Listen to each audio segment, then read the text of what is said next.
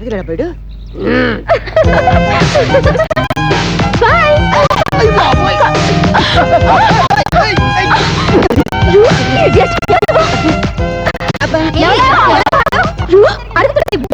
సమాధానం చెప్పండి.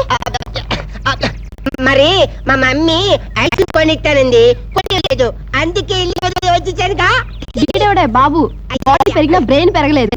అవును, మా మమ్మీ నా కోసం ఎదురు చూస్తుంటది. నేను వెళ్ళిపోతానే.